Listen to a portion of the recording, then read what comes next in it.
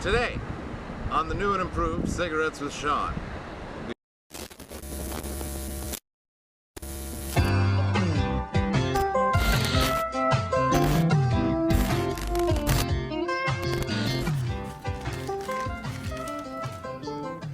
Today we're going to make pork and shrimp shumai dumplings.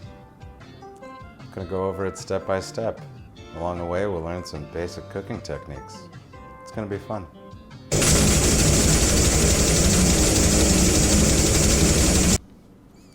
So, to make these dumplings, you'll need the following: a knife, measuring spoons, tongs, a peeler for the ginger, a pastry brush, a pocket knife.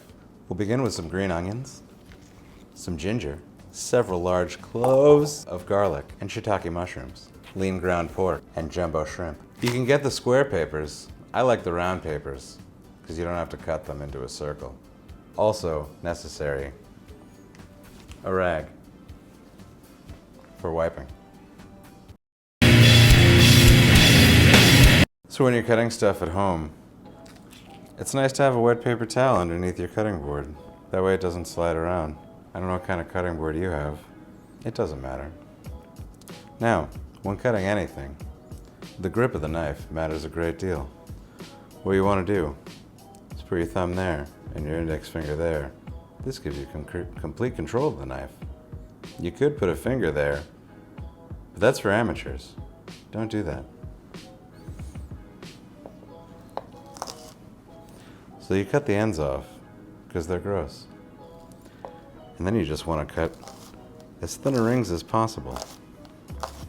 When you're piling up the things you've cut, don't move it around with the blade. Flip it upside down. That way you're not making your knife dull. Because everyone hates that. Cutting things like ginger, I like to make as many small slices, long ways, as possible. Kind of like a potato. Then you can take both halves, cut them again long ways,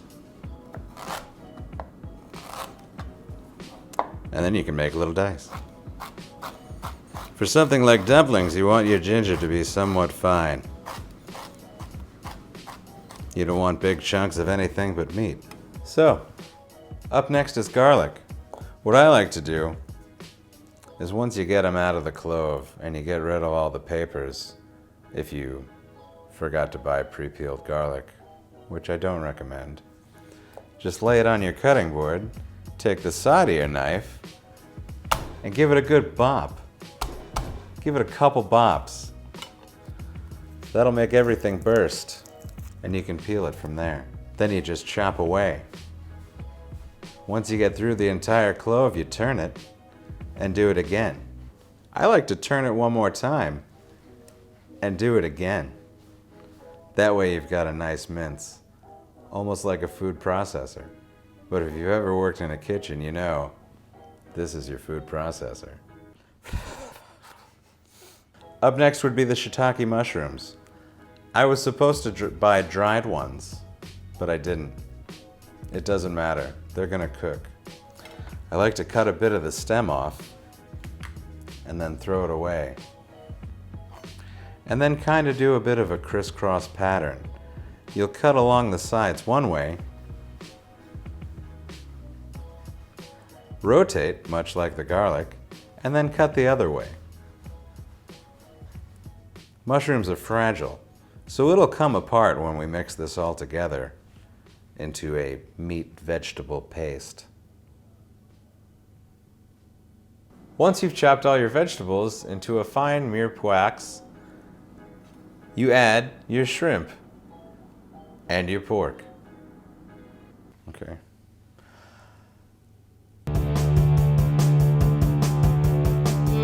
So once you're done with the vegetables, it's time to move on to your main proteins. So take your pocket knife and open the package. Now, in most creative endeavors, my advice would be to focus on the work and not the result. But when it comes to peeling shrimp, it's okay to focus on the result. What I like to do is grab them by the leggies, then you just pull those, and the back should come right off. make sure to always have 2 bowls. One for the shrimp you're going to eat, and the other for their skin. Once you've got the backs and legs off, usually the tail just pops right off. Sometimes you get the little fingies. Other times you don't. We didn't this time. Make sure to rinse them, because shrimp are gross. Next up, once you've peeled the shrimp, it's time to mince them. Now some of this comes down to personal preference. If you want big chunks of shrimp in your shumai, you can just cut them. Just chop them down. But if you want a nice blend of shrimp and pork that feeds into each other, you can cut them down the long way and then chop them. More shrimp, right? Then, you're going to take your lean ground pork, probably about half of this. I can't remember how many ounces it was. It doesn't matter. When you put everything in the bowl together, like so, you're not going to want to squeeze everything. That causes something called emulsification. You want the fats intact, because when they cook, they'll expel all kinds of flavor, and everything will just kind of do this, but in a dumpling. Once you've chopped all your vegetables and your shrimp, and your pork is easily accessible and near room temperature, it's time for the liquids and the spices.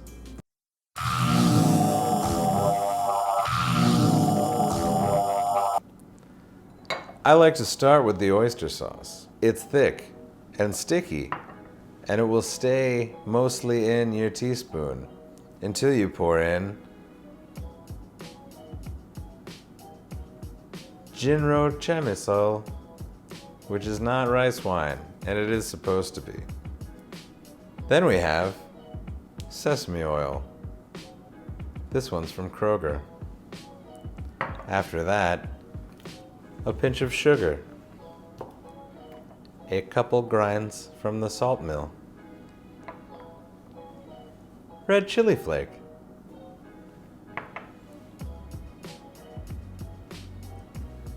I didn't mention any of these ingredients earlier because I forgot to. And then you mix it.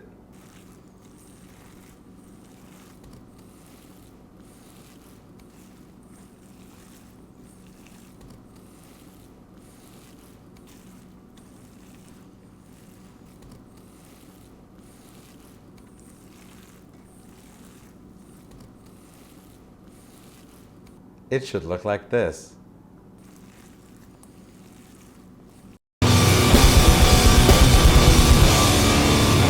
So, you've got your shumai filling, a small, well, equal sized bowl with a small amount of water in it, and your pastry brush.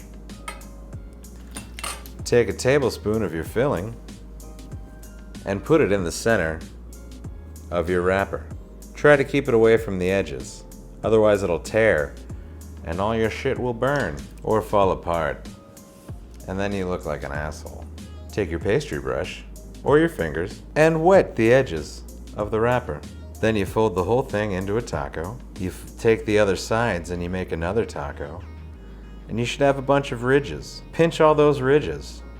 Make sure they're real tight, and you end up with this, a little meat flour. Put it on your plate of uncooked food and get ready to steam.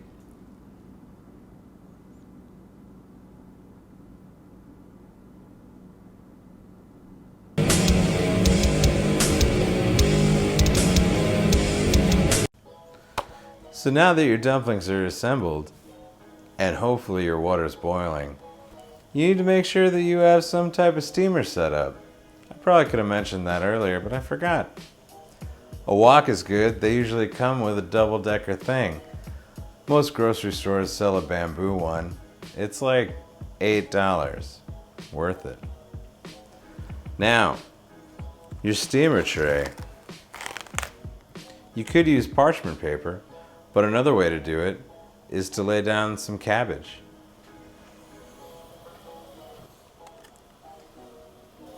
You don't want to cover it because it's still got a steam. But the plus side of this is that you can eat the cabbage afterwards. You can't eat parchment paper, and you'll probably never use it again. So don't buy it. The main thing is, you don't want your dumplings to stick to the pan. We want as little dishes as possible. Don't burn your hand.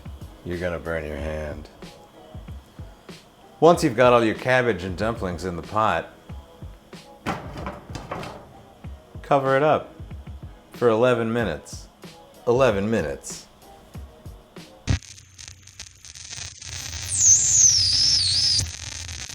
Once your timer's done, remove from heat. Take off the lid.